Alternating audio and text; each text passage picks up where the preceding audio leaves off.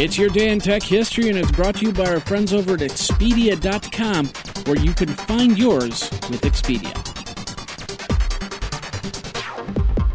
Hey everybody, Jeffrey Powers here, and I welcome you to the Day in Tech History at dayintechhistory.com. It's part of the Tech Podcast Network.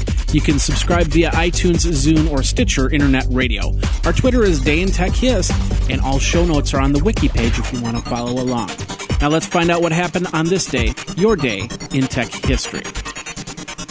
October 5th, 1923, Edwin Hubble identified the first Cepheid variable star. 1934, the premiere of Hollywood Hotel on CBS becomes the first U.S. radio network program to originate from Hollywood.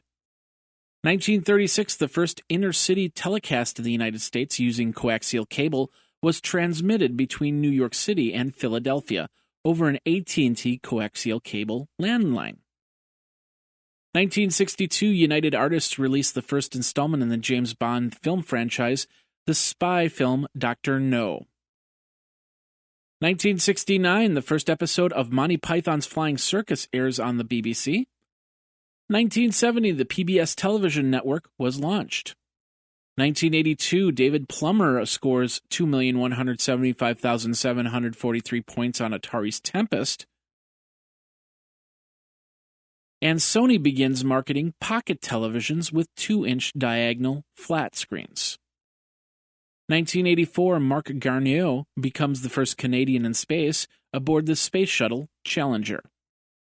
1994, Linus Torvalds announced the release of the first official version of Linux kernel, version 0.02.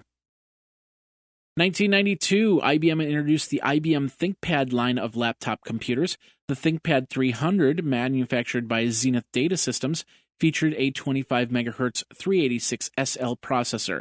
The ThinkPad 700 featured a monochrome 9.5-inch display, 25 MHz 486 SLC processor with an 80 or a 120 megabyte hard drive and 4 megabytes of RAM. 1995, it was found that AOL was in talks to acquiring Yahoo. No details were disclosed in the bid. 1997, hackers crack pentagon-ai.army.mil homepage. 1998, HP reveals plans to cut 2,500 jobs worldwide. Veritas Software, a data protection software developer, reveals plans to acquire the network and storage management group of Seagate for $1.6 billion in stock. And version 4.07 of Netscape Communicator was released. 1999, according to a report published by MMWire, the results of a recently concluded Fairchild research study show that Sega's Dreamcast sales figures appear to be significantly cutting into Nintendo 64 sales. Apple Computer unveils a new line of iMac computers starting as low as $999.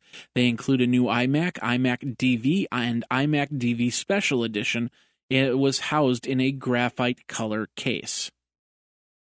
Also in 1999, at the Microprocessor Forum held in San Jose, AMD announced the first details of their own x86 64-bit architecture, as well as Future System Bus. The codename was Sledgehammer. And Yahoo launched Yahoo Wallet. And now this word from our friends over at Expedia. Las Vegas, Jamaica, San Francisco, China, New York, Portland, Florida. Have you been? Maybe you're from there and you need to start planning your trip home for the holidays. Now is the time to do that. With rates at their lowest for November and December, you can get great deals in planning your trip. That's where Expedia comes in, from air travel, hotels, cars, and full vacation packages. Because who doesn't want to be in a warm city during the coldest of winters? You can also earn Expedia points so you can use them on more trips all around the world. Get $25 off your first hotel booking at Expedia. Go over to geekazine.com/Expedia for more details. Over at Expedia, find yours. Now let's get back into your day in tech history. 2000, Microsoft accuses the federal government of attempting to short-circuit the appellate process while Microsoft seeks more time to appeal a ruling by a federal judge to break up the company. 2002, in the 10 years since introducing the first ThinkPad computer, IBM sold 15 million units. 2003, Microsoft released a wireless network adapter for the Xbox. 2005, ATI introduced the Radeon X1000 series of graphic cards. It was first to use the Radeon R520 core, referred to ATI as the ultra-threaded dispatch processor. 2008, after review, a judge halts a sale of RealDVD, the DVD ripping software. 2009, Ask.com launched Ask Deals, a series of coupons from different sites. 2010, a Yahoo Finance application comes to Android phones, and Yelp also gets a mobile application. And then at 3 p.m. Pacific time in 2011, on October 5th, Steve Jobs passed away. The news flooded Twitter at a record of 10,000 tweets per second. The home office of Cupertino, California, received countless visitors paying their respects. They leave flowers, Post-it notes, and more.